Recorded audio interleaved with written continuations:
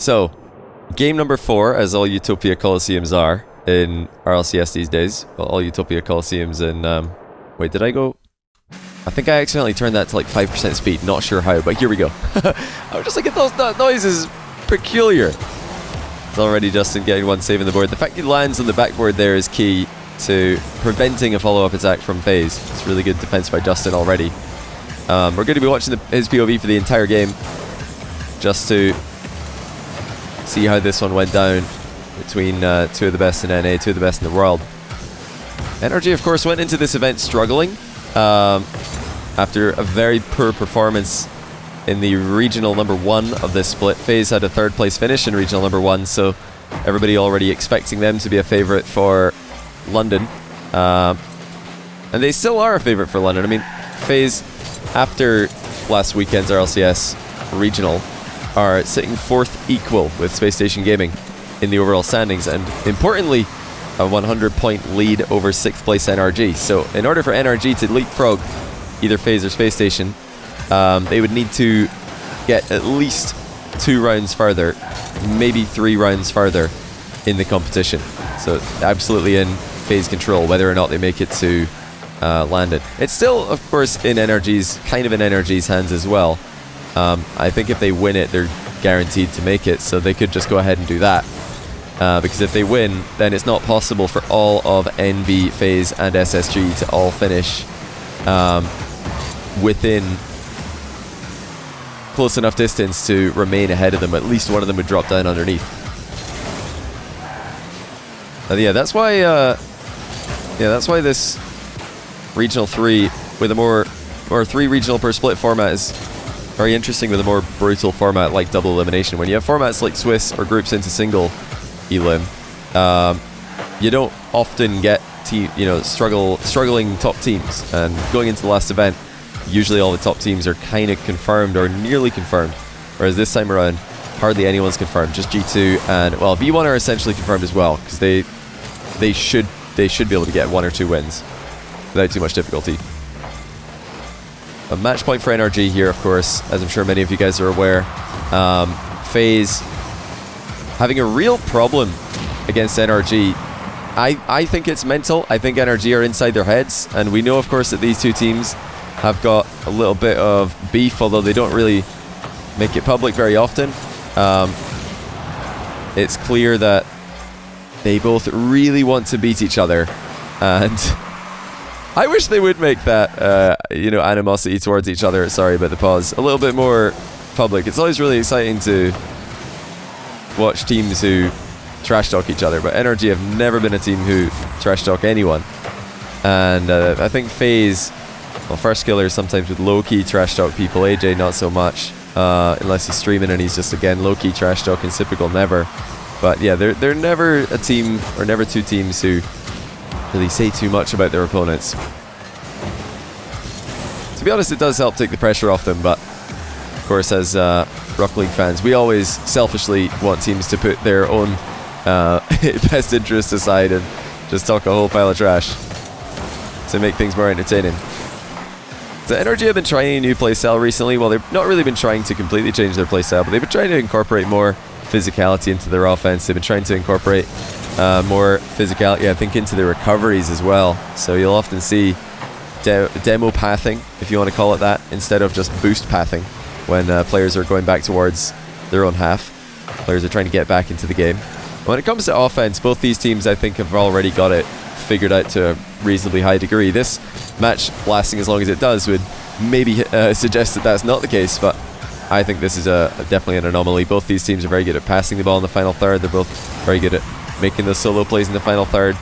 And it's the fact that they're very good at reactive goalkeeping that I think kept this game from finishing for as long as it did. I'll change the title because it looks like Nightball's not working. Thanks for letting me know, mods.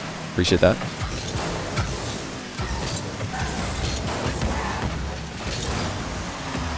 Does anyone know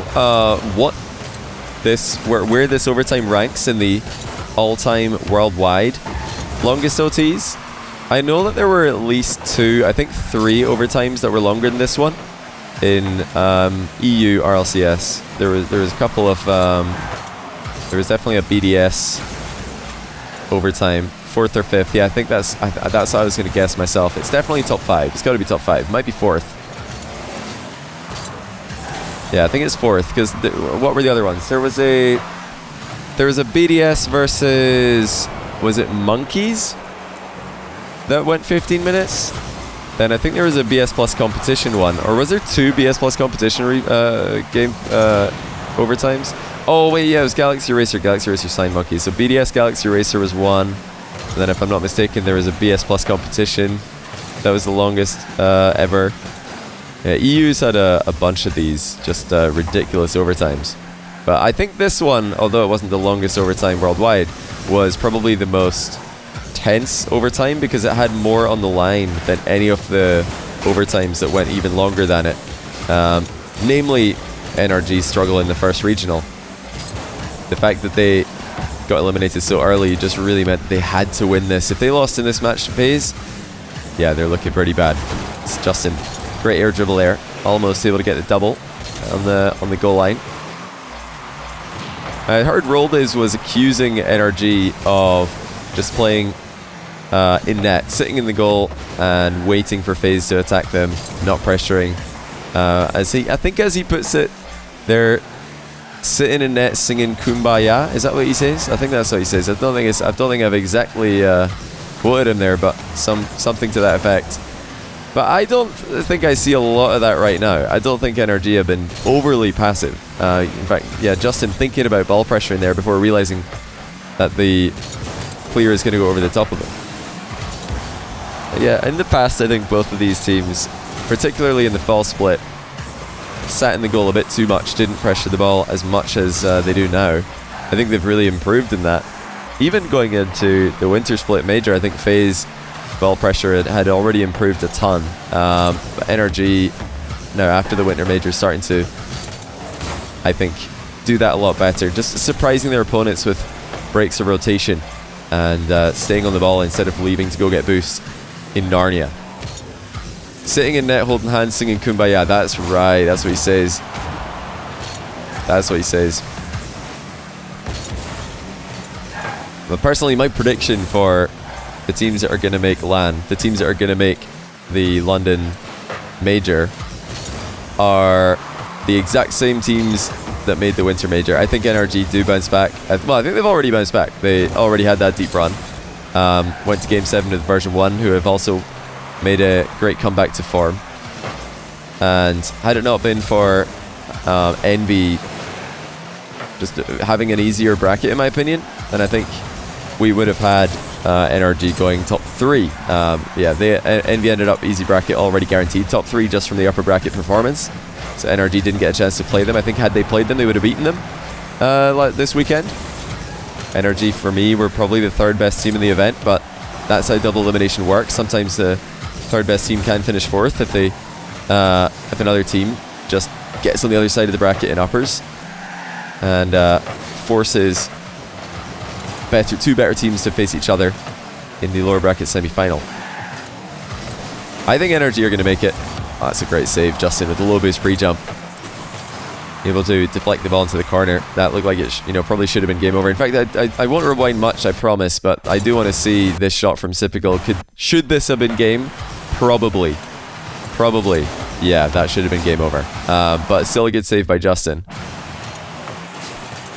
I think Faze shooting perhaps off at times here in this match.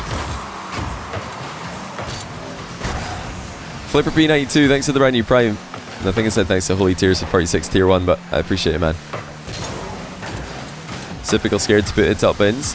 It looked like Sypical just autopiloted a little bit. He just didn't let go of the accelerator, and then he had to jump pretty vertically to take the shot instead of having a tiny run up, which would have helped him with the power and the accuracy to the top corner.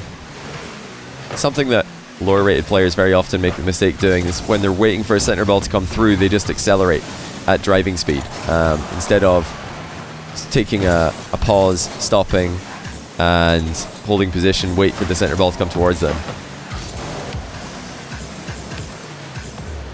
What was I saying? Okay, so yeah, my predictions. I think Envy are going to be the team that will fail to make major. Envy are right now sitting 3rd place overall in points. They're 30 points ahead of both. That's a great cut by Justin there. Really good job.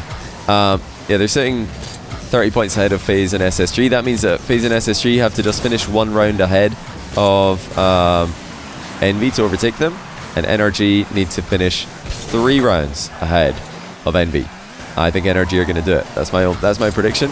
But I do want to give props to Envy. I think they've had a great showing so far. They got a bit of an easier bracket, but they did beat Ghost to finish 4th in the last regional in order to get started on that bracket. And then they beat the team that beat Space Station. So, you know, you got to beat whoever's in front of you, and that's exactly what Envy did. And they put themselves in a great spot. They're absolutely, it's in their own hands whether or not they go to London. And what do you guys think? I think it would be an interesting poll. Can we get a poll in chat to see who makes London, NRG or no NRG? Let's just poll chat. Do NRG make it to London? Yes or no? I'm curious as to what my chat thinks is going to be the outcome here.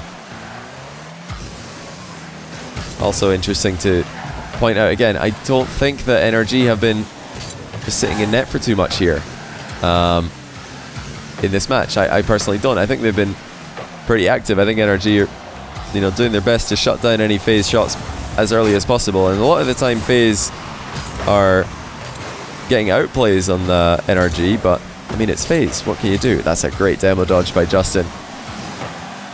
Jumped into the goal to try and, well, he's faking that he's going to go for an in and out save there, or just a run into the goal, but then instead he jumps, comes back down off the goal. But I think the FaZe player probably knows that Justin does this a lot. You'll notice if you watch Justin's third man play, that he does that quite a lot. He doesn't like to drive all the way into the net, turn upside down, and then jump down onto the floor again. He prefers to jump, turn, and then drive down the net at the back of the goal.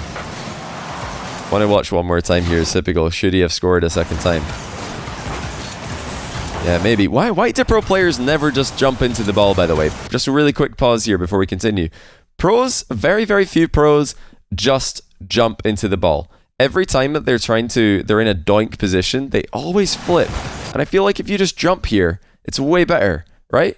But pros never jump. They always dodge. They always dodge. I'm not sure why.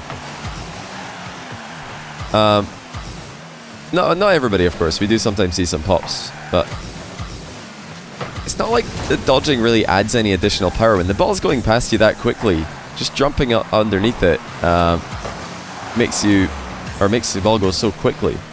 Makes the ball go so fast. Crossbar, obviously. I mean, not if you do it correctly. If you jump, if the ball flies over your head and you jump just as it's about to pass over you at the very last second, it doesn't really add a ton of height to the shot. It doesn't add a ton of height to the ball and its trajectory.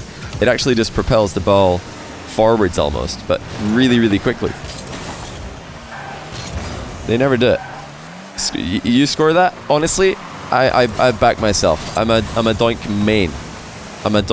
I'm always in the doink zone. I'm hunting for any opportunity to jump up into the ball. It's probably the most satisfying way to score. It is incredibly fun. But this isn't just an isolated incident. If that just happened one time, then I wouldn't talk about it. But I've seen it a bunch. I've seen it from lots and lots of players. There was one that was really criminal from AJ. I think Cole or Stumpy, I forget who it was tweeting about it, and they were furious because they wanted to see a doink in RLCS, and instead of like jumping into the world's most obvious doink, I think AJ went for a dodge and ended up hitting the ball on a 0-second play, or hitting the ground on a 0-second play. Yeah, Stumpy tweeted him about it. That was I think a prime example. There's been others as well, because one of the things that Cole and Stumpy will always point out when we're watching RLCS, or rather when we're working the RLCS shows, and we're just sitting in the green room waiting for our turn to cast a match, Cole and Stumpy are always on doink watch, and whenever somebody doesn't try to doink the ball, they dodge into it. They're furious. They're absolutely fuming. So I've had it pointed out to me numerous times.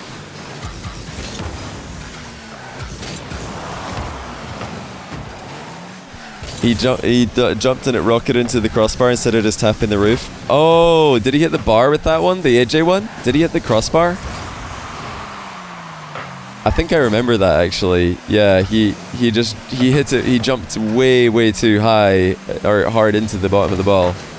Oh wow! Did NRG make it to London? 51% yes, 49% no. That's a pretty fair prediction, to be honest. It should be close. I think it should be close. Liking the activity from NRG's defense, to be honest. I don't know if I agree with Roldiz saying that they're just sitting in net, singing Kumbaya, holding hands. I think they're actually trying their best to close distance whenever they can. So right there, for example, Squishy forcing a shot early so that no matter what comes through will be easier to react for Justin. They're just stuck out. I think they're just out of boost a lot of the time. And when you play against Faze, Faze are very good at just hoovering up all the boosts whenever they're in the attack, so you have to just wait sometimes and play off their touches, play reactively. You don't really have an option. As once again, Typical coming in and just lunging in, sealing the boost away. Another boost getting grabbed. First killer just stuck his nose down and picked up that boost as Justin was trying to grab it.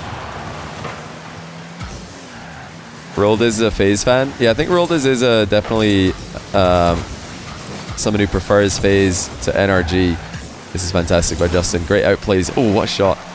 Got a bunch of power on that one. Of course, with more boosts, he would have been able to place that more accurately as well. ZT1, thanks to the 13-month tier 1 and also 3-month tier 1 from Kukin is Lucan. Appreciate that. What language is this supposed to be? I'm not sure. By the way, quick question. Is there a doink training pack? And if not, why not? Can somebody make a doink training pack? I want to see that. I want to also mention quickly before I forget. Sometimes when you watch back a really long overtime, or when you watch back a really close match, you know, a game 5, a 5-game match in Rocket League where you're on the edge of your seat live, you know, it's just like the most exciting stuff you've ever seen. Because that's what this was. Even when I was watching it on mobile, I still thought, yeah, this is pretty crazy. As another great save comes in from Justin. This is probably one of those moments where I'll rewind here as well, where this is like the sitting in net singing Kumbaya moment, I suppose, because first killer's just got a free backboard. But is it wrong of Justin to go to net here? I don't think so necessarily. If anything, I think maybe Squishy should be the one covering the backboard, but they weren't sure. They weren't sure. I mean, ideally here you have somebody ready to pressure the ball, but that's what Garrett is doing. So now Squishy turns to follow up on Garrett's play, but Garrett really doesn't get anything on that. He doesn't get a 50 at all. That puts Squishy in an awkward position. If he thought Garrett wasn't going to get a 50, he would have probably just gone backboard here. Now he's in no man's land. Justin's covering the net, as he probably should, in case first killer just from this distance bangs it top corner. But then of course first killer goes for the backboard because it's open, but we've already pointed out why is it open. It's because Squishy thought Garrett was going to get a 50 and he's in position to follow up. Justin's covering the net. Squishy does the right thing though. He lunges in the way of the double tap, so right here. He probably doesn't expect to get anything on this, but he's just covering something. He's forcing the play, and Justin lunges in the way of the next shot as well. Squishy in and out save because he has no boost. So I don't really think that they did anything wrong here. You kind of have to just sit in the net sometimes. Not sure what else you're supposed to do when one of your teammates is forcing a 50 like that, like Garrett was trying to. Unfortunately, Garrett just didn't get a 50. He just got outplayed. Happens. But I was going to mention before that exchange. So sometimes you're watching one of these games, really long OT, and you think at the time it's super exciting, then you watch it back and you just feel like you're watching really low-level Rocket League compared to what you initially saw. But this isn't one of those overtimes for me. I think this one actually holds up, and it's very obvious why this was such an exciting series. There have been a lot of nail-biting moments. This is great to see. Look at this from Justin, by the way. Would old NRG have done this? I don't know. Maybe. We actually saw Justin making a demo run just a few seconds ago. Now he runs ahead of Garrett G to try and get a bump onto AJ, and Garrett really should be putting that on target. That should have been game over right there. I mean, that's a big miss from Garrett. He just missed the shot, but good play by Justin. Perfectly timed run ahead demo on the goalkeeper. And oh my days, on the counter attack. Let's watch from Squishy POV here, because he's the only player left back after Justin and Garrett both commit. And he just gets underneath the ball. The only thing Squishy maybe should do here is try to... He should be playing the ball here. He does flip away, which might be a mistake. He's trying to accelerate, of course, but it might be a mistake not to just turn around and look for a bump on Sypical. Because by flipping away, he just gives a free touch to Sypical. And he gets pretty fortunate that he does an own goal. But in fairness to him, you do see him react at the last second there. He turned left at the very, very last second before the ball hit him. And that actually deflected the ball upwards instead of straight into the post. So he did react well after putting himself in an awkward position. You think a doink would have scored that? Okay, hold on. That kind of accusation needs to be looked back on. I think he did actually try and pinch it. But kind of a doink pinch here. Watch Sypical trying to jump up underneath the ball here. Pinches it into first skiller. Decent play, I'd say. Decent play. Not a bad option.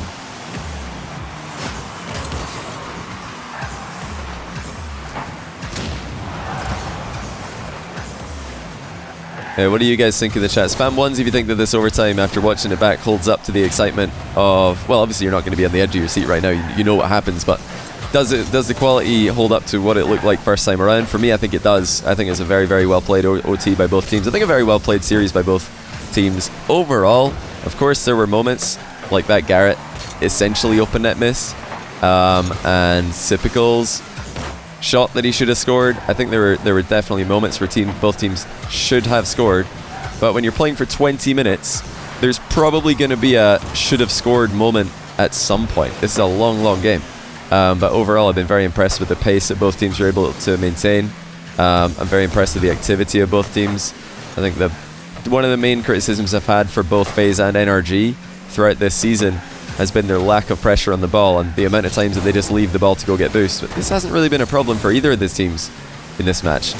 They've played the ball when they can, and they've not always been able to play the ball because they're out of boost, or they just end up in an awkward position because they didn't read a 50-50 or an offensive play properly. That probably should have been a goal. Or watch that back. This should probably be a goal for Justin. I think if he chips the ball backboard here and then just follows up, that's a goal. If he hits the bottom right corner, it's difficult to say if that would have gone past first skiller. Really good boost steal here by first skiller. That's frustrating for Justin. Justin saves 30 after realizing that's all he's going to have to work with. Yeah, shots 36 for FaZe at the end of this one. We'll look at the scoreboard when the game does end momentarily. It's a great pass and a phenomenal finish.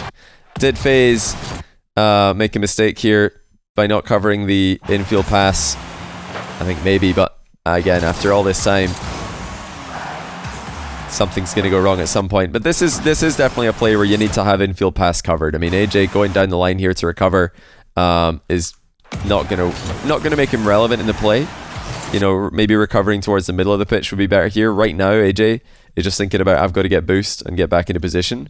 But really, there's a big opening in the midfield here that he should probably move towards. Try and just cover any kind of infield pass, any pass towards the middle of the pitch. Because realistically, if the ball gets sent high over to this area, that's not something he can cover anyway. So might as well go over small boost pads, I'd say, on the way back to net. But this is it's a really difficult call to make in the moment. I mean, a lot of players in this moment will just go for the boost in the back corner. A lot of players. Probably the majority of pros. But it's only in hindsight when you realize, okay, Sypical's going for a demo and a boost steal on this side. AJ's going for a demo and a boost steal on this side. Well, just a boost steal, I guess. And neither of them get it. So, both of them are committing pretty hard here. That means first killer's alone at the back. First killer can't cover everything. He can't cover a pass and a shot all by himself. He's got to just buy time for his team to get back. And unfortunately, time is not something they had, because look how quickly NRG slapped that into the net. It's a phenomenal pass by Justin, and Garrett just launches the shot. Yeah, and in that kind of moment, it's up to Sypical to realize that he has to actually... Yeah, I mean, at this moment, he should know that he's not going to get a boost steal, and he's got to realize, okay, counterattack's coming, I need to stay relevant in the play, and AJ out the game unless he just flips back towards the midfield. Just too big of a gap, too big of a space between all the FaZe players here for NRG to exploit. But yeah, can't really blame First Killer for not saving this shot. Really well done by NRG. So here's the final scoreboard. 1,500 points for Justin. Typical only getting 892. That's pretty shameful, to be honest, because everybody else is over 1,000. Yeah, the shot tally is insane. 36. Is it 36? Yeah, 36 shots and 12 saves for Justin there, 11 for Squishy. You know, when you look at that stat line, see 12 saves, 11 saves, 6 saves, you immediately think, like, were they just parking the bus? I don't think they were.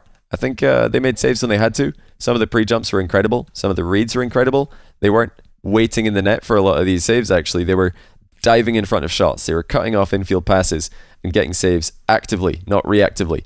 So most of the saves were, in fact, proactive from NRG. Faze could have been more clinical. Overextended right at the end there. Typical got a bit out of position.